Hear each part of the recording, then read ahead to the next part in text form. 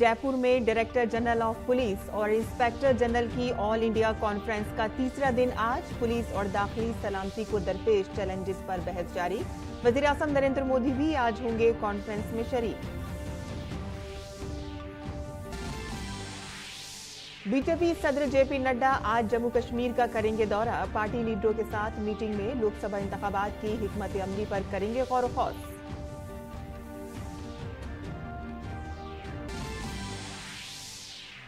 बांग्लादेश में आम इंतखाबात के लिए वोटिंग जारी। 300 नशिस्तों के लिए 1970 उम्मीदवारों की किस्मत का होगा फैसला। ऑपोजिशन जमातों ने इंतखाबात का किया बाइकआउट।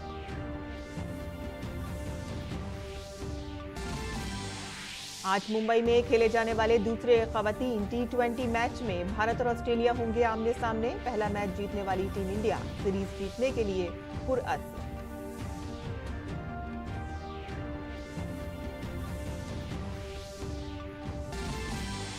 दिल्ली एनसीआर समेत शुमाली हिंद सर्द तरीन लहर की जद में। पंजाब, हरियाणा, चंडीगढ़, दिल्ली और राजस्थान में शदीद ठंड बरकरार रहने का इम्कान।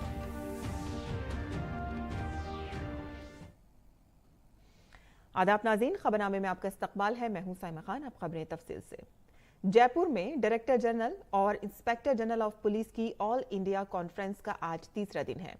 वज़ीर-ए-आज़म नरेंद्र मोदी आज भी कॉन्फ्रेंस में मौजूद रहेंगे। 3 रोजा कॉन्फ्रेंस में साइबर क्राइम, पुलिस नज़्म-ओ-नस्ब में टेक्नोलॉजी, इंसदाद दहशतगर्दी के चैलेंजेस, बाएं बाजू की इंतहा पसंदी, जेलों में इस्लाहात और दाखिली सलामती के उमूर पर तफसीली तबादला ख्याल किया जा रहा है। कॉन्फ्रेंस का एक और अहम एजेंडा नए फौजदारी कवानीन के निफाज के लिए रोड मैप पर गौर व खौज करना वगैरह शामिल है। इसके अलावा पुलिस नज़्म-ओ-नस्ब और सिक्योरिटी में मुस्तकबिल के मौज़ूआत पर भी बातचीत जारी है, जैसे कि आर्टिफिशियल इंटेलिजेंस, डीप फेक जैसी नई तकनीक के जरिए पैदा होने वाले चैलेंजेस और इससे निपटने के तरीकों पर बातचीत जारी है। वज़ीर-ए-आज़म नरेंद्र मोदी ने गुजरात के अहमदाबाद के फ्लावर शो की तारीफ की है। सोशल मीडिया प्लेटफॉर्म एक्स पर अहमदाबाद के इस शो की तारीफ करते हुए उन्होंने लिखा कि अहमदाबाद का ये पुरकशिश फ्लावर शो सबको हैरान करने वाला है। यहाँ नए भारत की तरक्की की झलकियां भी मुतवज्जे करने वाली हैं। वज़ीर-ए-आज़म नरेंद्र मोदी ने एक निजी चैनल के फ्लावर शो से मुतालिक एक वीडियो भी मुश्तरक किया है। ये एशिया का सबसे बड़ा फ्लावर शो है जो 15 जनवरी तक जारी रहेगा। ये 7 लाख मुरब्बा फीट पर मुहित है और शो में 7 लाख पौधों से 400 मीटर लंबी दीवार बनाई गई है और इस शो को 10 लाख से ज्यादा लोगों के देखने की उम्मीद है। और आगे बढ़ते हैं, जहां बीजेपी के कौमी सदर जेपी नड्डा आज जम्मू कश्मीर के दौरे पर रहेंगे। जेपी नड्डा पार्टी लीडरों के साथ मीटिंग में लोकसभा इंतखाबात की हिकमत अमली पर तबादला ख्याल करेंगे। काबिल जिक्र है कि जम्मू कश्मीर पार्टी हेडक्वार्टर में मीटिंग की सदारत करने से पहले नड्डा जम्मू के वस्त में वाक़ तारीखी रघुनाथ मंदिर में पूजा करेंगे। भारत ने खलाई मैदान में एक और नई तारीख रकम की है। सोलर मिशन आदित्य अपनी मंजिल L1 लैग्रेंजियन पॉइंट पर दाखिल हो गया है। इस तरह सूरज की तरफ 15 लाख किलोमीटर का ये सफर, जो 2 सितंबर को आंध्र प्रदेश के श्री हरिकोटा से शुरू हुआ था, अपनी मंजिल पर पहुंच गया है। भारत की इस कामयाबी पर हमवतनों को मुबारकबाद देते हुए वज़ीर-ए-आज़म नरेंद्र मोदी ने कहा कि ये कामयाबी हमारे साइंसदानों की अनथक मेहनत और लगन का सबूत है। और महादेव बैटिंग ऐप मामले में छत्तीसगढ़ के साबिक वजीर आला भूपेश बघेल की मुश्किलात में इजाफा होता नजर आ रहा है। ईडी की नई चार्जशीट में भूपेश बघेल का नाम भी शामिल है। चार्जशीट में एक मुलजिम इसमिन दास के हवाला देते हुए कहा गया है कि भूपेश बघेल को महादेव बैटिंग ऐप के प्रोमोटर्स ने कुल 508 करोड़ रुपए दिए थे। काबिल जिक्र है कि इस दौरान मुंबई पुलिस ने इस मामले में दीक्षित को कोठारी नामी मुलजिम को गिरफ्तार किया है।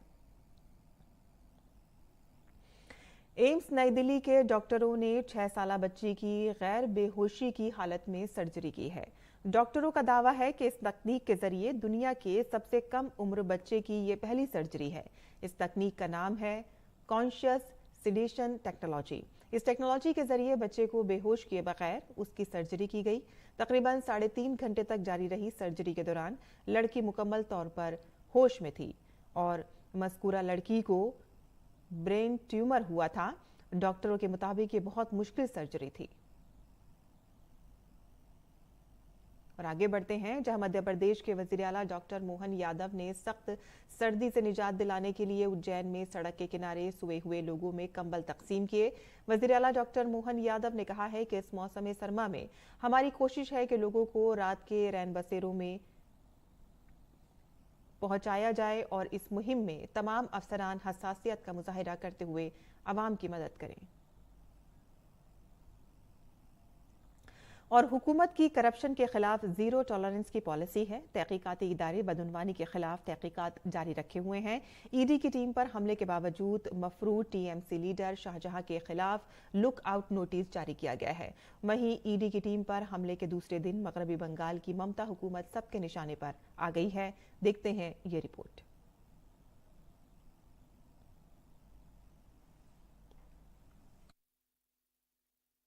बदउनवानी के खिलाफ अपनी लड़ाई जारी रखे हुए हैं।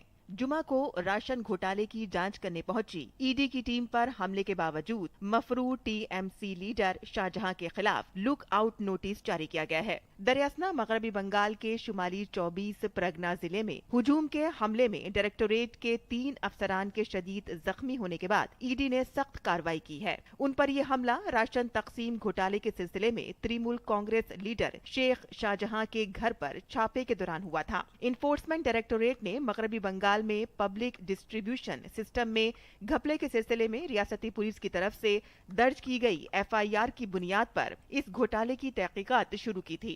जांच के दौरान डायरेक्टोरेट को कई लोगों के गैर मजाज राशन कार्ड मिले जो धान की खरीद में धोखाधड़ी में मुलविस थे। ईडी पर हमले के दूसरे दिन मगरबी बंगाल की ममता हुकूमत सबके निशाने पर आ गई। सरकारी एजेंसी अपने काम करते हैं, उनको निर्विघ्न काम करने देना चाहिए। दुर्भाग्य से कुछ इलाका में जो लोग अकंठ भ्रष्टाचार से डूबे हुए हैं, जिनको कानून को कोई सम्मान नहीं है, जो जेल जाने के जिनके मन में डर है, वो एजेंसियों के खिलाफ बोलते हैं, एजेंसियों के ऊपर हमला करते हैं। इसको कहते हैं चोरी और सीना जोरी। सभी जगह पैसे पकड़ा रहे हैं, 5 करोड़ 50 करोड़ 100 करोड़ 200 करोड़ पकड़ा रहे हैं, स्कैम पे स्कैम कर रहे हैं। गरीबों का चावल भी बेच दे रहे हैं, कट मनी सट मनी इसका जो है बंगाल में आपको पता है कैसा है। उसी तरह से तमिलनाडु में आपने देखा ईडी के अधिकारियों के ऊपर ही करप्शन का चार्ज लगा दिया। तो पूरे जितने भ्रष्टाचारी हैं वो सभी परेशान हो गए हैं। माननीय मोदी जी का जो ना खाऊंगा ना खाने दूंगा का जो नारा है वो सक्सेसफुल नारा हो रहा है और उस पर जनता उनको समर्थन दे रही है। इस कारण से ये समस्या चल रही है। वहीं टीएमसी इस पूरे मामले के बाद डैमेज कंट्रोल में जुट गई है। सबसे बड़ा चैलेंज उसे अपने इंडी इत्तेहाद के मेंबरान की तरफ से मिल रहा है जो ममता हुकूमत पर हमले जारी रखे हुए है। State police is always there to cooperate with investigation. So, instead of informing state after the incident, it was good, it could have been good that they informed state before their operation. This is the main point. अगर ED को पीट के मार के धक्का मार के और ईडी के खिलाफ केस दर्ज करके ईडी को घुसने की इजाजत नहीं दिया जाएगा तो इस तरीके की जो धांधली हो रहे हैं, जो भ्रष्टाचार हो रहे हैं, उसका तब्दील कैसे होगी ये सबको मालूम हो चुके हैं। और ये सबको इस विषय पे गहन अध्ययन करना चाहिए और गहन तरीके से सोचना चाहिए। राशन घोटाले में ईडी की जांच का दायरा काफी वसी है। ईडी ने मशहूर राशन घोटाले में टीएमसी लीडर और बोनगांव म्युनिसिपैलिटी के साबिक चेयरमैन शंकर आद्या को गिरफ्तार किया है। शंकर आद्या को बंगाल के शुमाली 24 परगना से गिरफ्तार किया गया था। ईडी की एक टीम जुमा को शंकर आद्या की ससुराल शिमुलतला पहुंची थी। ईडी ने शंकर आद्या के ससुराल के घर पर तकरीबन 17 घंटे तक छापा मारा, जिसके बाद जुमा की रात देर गए टीएमसी लीडर शंकर आद्या को गिरफ्तार कर लिया गया। उन्हें साबिक वजीर खुराक ज्योति प्रिया मलिक का करीबी समझा जाता है। शंकर आद्या को ले जाने के दौरान मरकजी फोर्सेस और ईडी की टीम को काफी मुखालिफत का सामना भी करना पड़ा। ब्यूरो इनपुट के साथ बख्शी प्रसन्नजीत की रिपोर्ट, डीडी न्यूज उर्दू खबरें। और अगर ये कहा जाए तो कोई मुबालगा आराई नहीं होगी कि विकसित भारत संकल्प यात्रा का मकसद सही मानों में मरकज की फलाही स्कीमों के फायदे गरीबों को सादा और आसान तरीके से पहुंचाना है। पेश है जमशेदपुर के सोनारी में वाक़ कम्युनिटी डेवलपमेंट बिल्डिंग से जमीनी हकीकत पेश करती ये रिपोर्ट। विकसित भारत संकल्प यात्रा का रथ झारखंड का मुसलसल दौरा कर रहा है। ये विकास रथ जमशेदपुर के सोनारी में वाक़ कम्युनिटी डेवलपमेंट बिल्डिंग भी पहुंचा।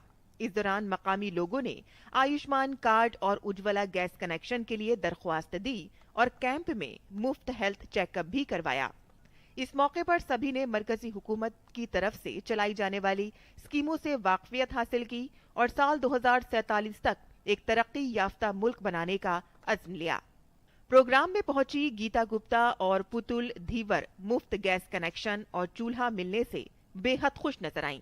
उन्होंने इस तोहफे के लिए वज़ीर-ए-आज़म नरेंद्र मोदी का तहे दिल से शुक्रिया अदा किया और ये भी बताया कि उन्हें पीएम गरीब कल्याण अन्न योजना से मुफ्त राशन भी मिल रहा है और अब उनके पास आयुष्मान कार्ड भी है। मेरा राशन कार्ड भी है, आयुष्मान कार्ड भी है और हमको जो गैस मिला है मोदी जी का बहुत बहुत शुक्रिया। और मुझे फ्री में गैस मिला है, मैं बहुत खुश हूँ। मेरा आयुष्मान कार्ड भी बना है और राशन कार्ड भी बना है। वहीं गैस एजेंसी की मुलाजमा मौसमी डे ने बताया कि विकसित भारत संकल्प यात्रा के हिस्से के तौर पर लोगों को आसान तरीकों से गैस कनेक्शन दिए जा रहे हैं। पेपर बना हुआ है प्राय 25 या 30 तक और अभी कलेक्ट किए हैं 10 तक हुआ है और अभी आज डिस्ट्रीब्यूट 4 किए हैं, लेकिन पेपर मेरा बना हुआ है। इस मौके पर मौजूद भारतीय जनता पार्टी के सीनियर लीडर देवेंद्र सिंह ने कहा कि वज़ीर-ए-आज़म नरेंद्र मोदी की हसासियत की वजह से गरीबों की मुश्किलात कम हुई हैं और सहूलियात में इजाफा हुआ है। उन्होंने विकसित भारत संकल्प यात्रा को एक काबिले सताइश इकदाम करार दिया जो अवामी बेदारी को एक नई जहत दे रही है। जितनी भी भारत सरकार की योजनाएं हैं, चाहे वो उज्ज्वला योजना हो या आधार कार्ड बनाना हो या विकसित भारत में जितने भी या इंश्योरेंस की योजनाएं हैं, आज सभी यहाँ का उन्नति हो रही है। इसमें कोई शक नहीं कि अब गांव से लेकर शहर तक हर जगह सब समझ गए हैं कि इस रथ के आने का मतलब तरक्की की जमानत है। जमशेदपुर से राजेश कुमार लालदास की रिपोर्ट, डीडी न्यूज उर्दू खबरें। और अयोध्या में जहां एक तरफ 22 जनवरी का प्राण प्रतिष्ठा प्रोग्राम करोड़ों हमवतनों के अकीदे का मरकज बन रहा है, तो वहीं दूसरी तरफ श्री राम मंदिर के मुल्क भर में कारोबार के लिए बड़े दरवाजे भी खोल दिए हैं। Confederation of All India Trades यानी कि कैट का अंदाजा है कि श्री राम मंदिर से मुल्क में 50,000 करोड़ रुपए से ज्यादा का कारोबार होगा। देखिए ये रिपोर्ट।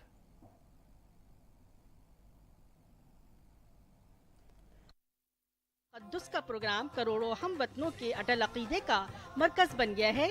वहीं उसने मुल्क भर में कारोबार के लिए बड़े दरवाजे भी खोल दिए हैं, जिससे खास तौर पर छोटे सनतकारों और लोगों को मदद मिली है। इसके लिए बहुत से बड़े कारोबार के मौके मिले हैं। Federation of All India traders के मुताबिक मुल्क के मुख्तलिफ शहरों में घर बैठे छोटे काम करने वाली खवातीन और पसमानदा अफराद को भी इससे बड़ी मिकदार में रोजगार मिला है। माना जा रहा है कि श्री राम मंदिर के प्राण प्रतिष्ठा प्रोग्राम की वजह से मुल्क में श्री राम मंदिर से मुताल्लिक सामान की तिजारत 50,000 करोड़ रुपए से तजावुज कर जाएगी। श्री राम मंदिर जहां आस्था का बड़ा केंद्र है, वहीं व्यापार के लिए भी एक बहुत बड़ा केंद्र बनता जा रहा है। निश्चित रूप से जैसा हमने पूर्व में अनुमान किया, राम मंदिर से संबंधित वस्तुओं का व्यापार 50,000 करोड़ को निश्चित रूप से पार करेगा। श्री राम मंदिर में प्राण प्रतिष्ठा प्रोग्राम ने मुल्क में इबादत से मुताल्लिक एक बहुत बड़ा कारोबारी मौका पैदा किया है। मुल्क भर में पूजा के लिए मुख्तलिफ जरूरी अशिया की बहुत ज्यादा मांग दिखाई दे रही है।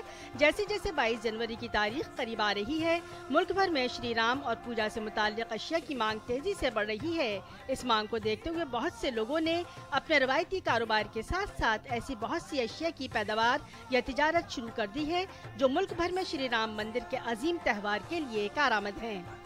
अनेक प्रकार की वस्तुएं हैं, चाहे वो पूजा पाठ से संबंधित सामग्री हो, चाहे वो आरती या उस पर धार्मिक पुस्तकें हो, चाहे वो राम मंदिर का मॉडल हो, चाहे वो श्री राम ध्वजा हो, पटके हो, माला हो, इस प्रकार के अनेक प्रकार के सामान बाजार में दिखाई दे रहे हैं।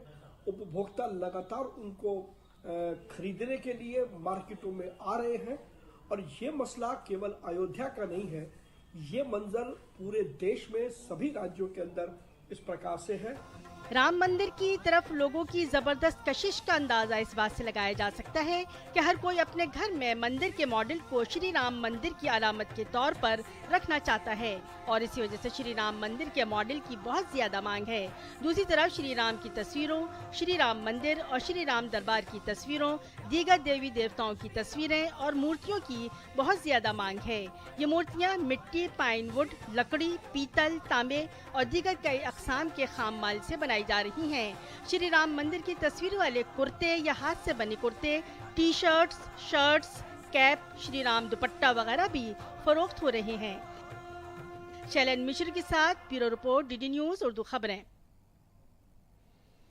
और अयोध्या में रामलला के लिए जमीन के तनाज़े के साबिक वज़ीर इकबाल अंसारी को भी मदऊ किया गया है। डीडी न्यूज से खास बातचीत में इकबाल अंसारी ने कहा कि राम जन्मभूमि से दुनिया को समाजी हम आहंगी का पैगाम जाएगा।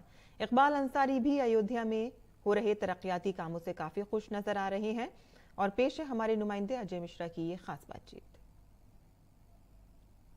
28 अगस्त हुई 22 जनवरी को होने वाली श्री राम लला की प्राण प्रतिष्ठा में समाज के कई गणमान्य लोगों को ट्रस्ट की ओर से, सरकार की ओर से न्योता भेजा गया है। इसमें कई राजनीतिक दल, कई गणमान्य व्यक्ति, खिलाड़ी, वैज्ञानिक, लेखक, सैनिक शामिल हैं और एक बहुत ही खास नाम उसमें श्री इकबाल अंसारी साहब का भी आता है, जो कि इस पूरे मामले में मुस्लिम पक्षकार के तौर पर शामिल हुए। इकबाल अंसारी साहब, बहुत धन्यवाद दूरदर्शन न्यूज़ से बात करने के लिए। आपको भी निमंत्रण पत्र मिला, आपके हाथ में वो निमंत्रण पत्र खुद है, इसके बारे में आप क्या कहेंगे? देखिए, ये अयोध्या नगरी है। अयोध्या सहनशील है। हिंदू, मुस्लिम, सिख, ईसाई, हर धर्म के हाथ, हर जात के देवी देवता विराजमान है और हम सभी धर्मों का सम्मान करते हैं। ये हमारा जो है कर्म भी है, हमारा धर्म भी है। ये हम अयोध्यावासी हैं और इस नाते जो है हमको भी ये निमंत्रण मिला और हम भी बहुत खुश हैं कि हमारे देश के तमाम से जो है मेहमान आ रहे हैं, बहुत से लोग आ रहे हैं। सबके बीच में जो है हम भी जाएंगे, साथ साथ वहाँ भगवान रामलला विराजमान हैं और एक साथ सब लोग दर्शन भी के जो है करेंगे और एक खुशी की एक लहर अयोध्या वासियों में है जो हम में भी है। इस परिघटना पर या फिर कहें कि ये जो समारोह होने वाला है, केवल देश ही नहीं, प्रदेश ही नहीं, पूरी दुनिया की निगाहें हैं। तो आपने बहुत ही अच्छे शब्दों में कहा कि सामाजिक समरसता का प्रतीक है और राम राज्य जिसकी हम सभी लोग कल्पना करते हैं, पूरी दुनिया के लिए क्या संदेश जाएगा? अयोध्या आज जो है मंदिर बनके तैयार है। जो है lower court, high court, supreme court ने फैसला किया। 9 नवंबर को जो है सुप्रीम कोर्ट ने फैसला किया। पूरे देश के मुसलमानों ने सम्मान किया। पूरे देश में एक पत्ता भी नहीं हिला, कहीं कोई धरना नहीं, कोई प्रदर्शन नहीं, कोई मुकदमा नहीं। आज मंदिर बनके तैयार है। सारे लोगों में खुशी की लहर है। ये अयोध्या ऐसी धरती है कि अयोध्या में हर धर्म के लोग बसते हैं, सबका सम्मान है।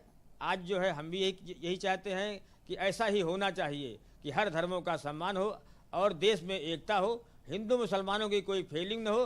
अपने अपने नियम धर्म से लोग जो है चलें और अपने धर्म के लोग पक्के रहें, तभी ये इंसानियत है। जो अपने धर्म का पक्का होगा वो सबके लिए अच्छा होगा। अयोध्या में जो विकास कार्य हो रहे हैं उसको लेकर के आम जनमानस में आपकी क्या राय है, जो यहाँ पर विकास की नई धारा यूं कहें कि इस बार बह चली है? अयोध्या में मुकदमा मंदिर मस्जिद का रहा, विकास पे जो है मुकदमा नहीं रहा।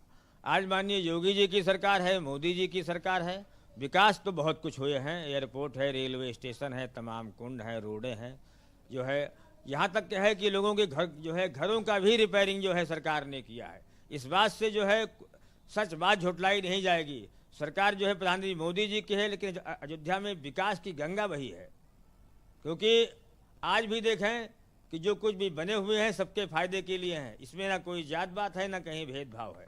इकबाल अंसारी साहब, बहुत धन्यवाद वक्त निकालने के लिए। तो जिस तरह से आपने कहा कि अयोध्या धरती है समरसता की और पूरी दुनिया देखेगी, उन गणमान्य व्यक्तियों में इकबाल अंसारी साहब भी शामिल होंगे, जो एक पक्षकार के तौर पर वर्षों जिन्होंने अदालत में भगवान श्री राम लला विराजमान के खिलाफ लड़ाई लड़ी, आज वो उस प्राण प्रतिष्ठा में जाने के लिए पूरी तरह से तैयार हैं।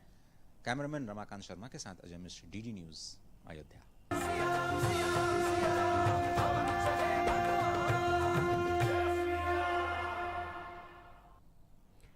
और दिल्ली एनसीआर समेत पूरे शुमाली भारत में सर्द तरीन लहर जारी है। महकमे मौसमियात ने पंजाब, हरियाणा, चंडीगढ़, दिल्ली और राजस्थान में शदीद सर्दी की पेशनगोई की है।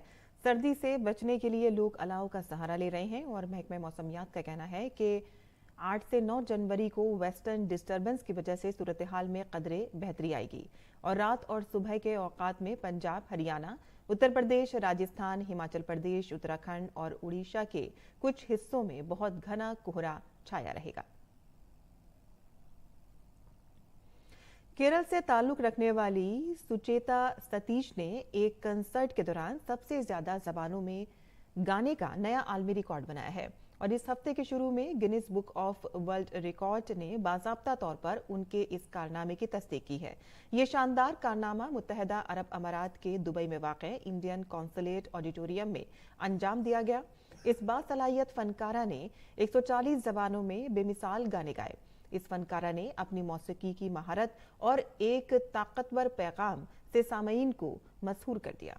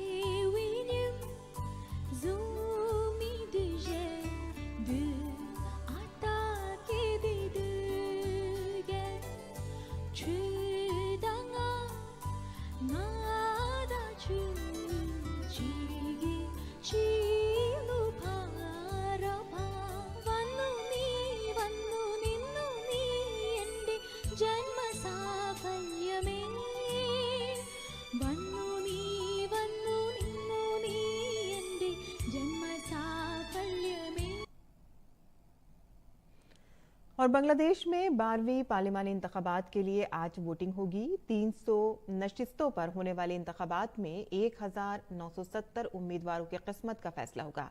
18 करोड़ की आबादी वाले इस मुल्क में 300 MP अगली हुकूमत के लिए मुंतखब होंगे। रिपब्लिकन पार्टी के उम्मीदवारों की शमूलियत से सियासी जमातों की कुल तादाद अब 28 हो गई है। हुक्मरान जमात अवामी लीग अपनी चौथी मुद्दत के लिए 266 नशिस्तों पर इंतखाब लड़ रही है, जबकि बाकी नशिस्तों पर अपने इत्तेहादियों को इंतखाबी मैदान में उतार रही है। काबिल जिक्र है कि शेख हसीना की ज़ेर क़यादत अवामी लीग 2009 से इक़्तिदार में है। पार्लियामेंट में हिस्ब इख्तिलाफ की सबसे बड़ी पार्टी JP ने इस इलेक्शन में 265 उम्मीदवारों को नामजद किया है। ताहम जातिया पार्टी के तकरीबन 26 उम्मीदवारों ने अपने कागजात नामजदगी वापस ले लिए हैं। यूक्रेन में रूसी मिसाइल हमले में 5 बच्चों समेत 11 अफराद हलाक हो गए हैं। इलाकाई गवर्नर वादीम फ्लाशिकन ने टेलीग्राम पोस्ट में कहा है कि 300S मिसाइलों ने डोनेस्टिक के इलाके में यूक्रेन के ज़ेर कब्जा शहर पोक्रोव्स्क का निशाना बनाया। उन्होंने कहा है कि दुश्मन मुल्क शहरियों को बेदर्दी से कत्ल कर रहे हैं और जितना नुकसान पहुंचा सकते हैं पहुंचा रहे हैं। सदर व्लादिमीर ज़ेलेंस्की ने कहा है कि रूसी सिक्योरिटी फोर्सेस ने रिहायशी इलाकों को निशाना बनाया है। ज़ेलेंस्की ने कहा है कि रूस को हमेशा ऐसे हमलों के नताइज को महसूस करना चाहिए। रूस ने अभी तक इन हमलों पर कोई तबसरा नहीं किया है और पोक्रोव्स्क डोनेस्टिक शहर से तकरीबन 70 किलोमीटर शुमाल मगरिब में है और जंग से पहले इसकी आबादी तकरीबन 60,000 थी। कुछ रिहायशी खतरात के दौरान इंतबा के बावजूद वापस आ रहे हैं। और इस बार 26 जनवरी की परेड यानी कि यौम जमहूरिया परेड की तकरीब में पिलानी की NCC के तालिबे इल्म कैडेट्स का एक ग्रुप भी कर्तव्य पथ पर गुजरेगा। इस बार बिरला बालिका विद्यापीठ बैंड्स में 51 गर्ल्स कैडेट्स होंगी जो कर्तव्य पथ परेड में शामिल होकर सलामी देंगी। बिरला बालिका विद्यापीठ NCC बैंड्स का 65वां शानदार साल मना रहा है। इन गर्ल्स कैडेट्स में किस किस्म का जोशो खरोश है, इस पर हमारे नुमाइंदे गिरीश निशाना ने खुसूसी गुफ्तगू की।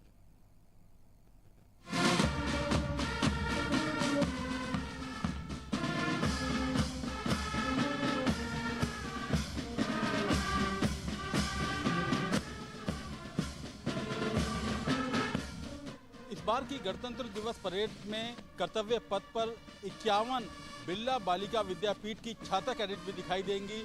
किस तरह से प्रदर्शन कर रही हैं, इस पर ज़्यादा बात करने के लिए हमारे साथ मौजूद है यशस्वी का गौर, जो इनको लीड कर रही है। बहुत ज़्यादा अच्छा लग रहा है दिल्ली पहुंच के। सर हम बहुत सारी धुनें बजाते, जैसे पेट्रियाटिक सॉन्ग्स भी हैं, बॉलीवुड सॉन्ग्स भी है, और जैसे सैल्यूट्स हैं अलग अलग, जनरल सैल्यूट, ऐसे और भी बहुत सारी सॉन्ग्स हैं, मार्शल ट्यून्स है बहुत सारी। 8वीं क्लास की पीहू मोघे भी हैं। यहाँ ठंड है पर यहाँ आकर बहुत अच्छा लग रहा है। पूरे साल हमने बहुत मेहनत की है और अच्छा लग रहा है यहाँ आकर। 65 सालों से लगातार आप लोग यहाँ पर आ रहे हैं, आपके सीनियर्स ने भी प्रदर्शन किया कर्तव्य पथ पर। हमें बहुत ज़्यादा प्राउड फील हो रहा है और हमें जो लेगेसी हमारे स्कूल से बनी है 65 सालों से, वो हमें बहुत अच्छे से कंटिन्यू करनी है। कितना अच्छा लगता है जब कर्तव्य पथ पर आप लोग उतरते हैं? जब कर्तव्य पथ पर हम मार्च करते हैं तो ऐसा लगता है जैसे जो पूरा दुनिया के पास जो नहीं है वो हमारे पास है सर। बहुत अच्छा लगता है सर, सबके सामने एकदम प्राउड मोमेंट, सबके सामने मार्च करना बहुत अच्छा। इस बैंड के मास्टर राजकुमार जी हमारे साथ हैं। ये 12 साल से 13 साल की लड़कियां हैं और ये इतनी छोटी छोटी लड़कियां होगी इतना अच्छा कर देती है, मैं सोच भी नहीं सकता। मैं आर्मी के अंदर 31 साल नौकरी किया है। सुबह 4:30 बजे मैं लेट हो जाता हूँ, लेकिन बच्चे लेट नहीं होते, मेरे ग्राउंड में मिलते हैं। बहुत प्राउड फील होता है। 26 जनवरी को जब आप परेड में होंगे तो कैसा महसूस करेंगे आप और आपके परिवार वाले? बहुत प्राउड फील करेंगे। मैं और मेरे परिवार वाले और देश पूरा प्राउड होगा कि हमारी देश की लड़कियां कर्तव्य पथ पर मार्च कर रही हैं। नारी शक्ति को प्रदर्शित करेगा ये बिरला बालिका विद्यापीठ का बैंड, जब 26 जनवरी के दिन कर्तव्य पथ पर ये कदम से कदम मिलाते हुए आगे बढ़ेंगे और अपनी धुनों से देश और दुनिया को एक अलग संदेश देंगे। कैमरामैन प्रमोद कुमार और सुनील राणा के साथ गिरीश निशाना, डीडी न्यूज, दिल्ली। और खेल की खबरों में भारत और ऑस्ट्रेलिया की खवातीन टीमों के दरमियान दूसरा T20 आज मुंबई में खेला जाएगा। पहला मैच जीतने वाली भारतीय टीम की नजरें दूसरे मैच में जीतकर सीरीज जीतने पर मरकूज होंगी। वनडे सीरीज में तीनों मैच हारने के बाद भारतीय खवातीन टीम ने पहले T20 मैच में खेल के हर शोबे में उम्दा कारकर्दगी का मुजाहरा किया और ऑस्ट्रेलिया को 9 विकेटों से शिकस्त दी। ये भारतीय खवातीन टीम की ऑस्ट्रेलिया के खिलाफ T20 में सबसे बड़ी जीत दर्ज की गई है। और बुलेटिन में अब पेश है मौसम का हाल।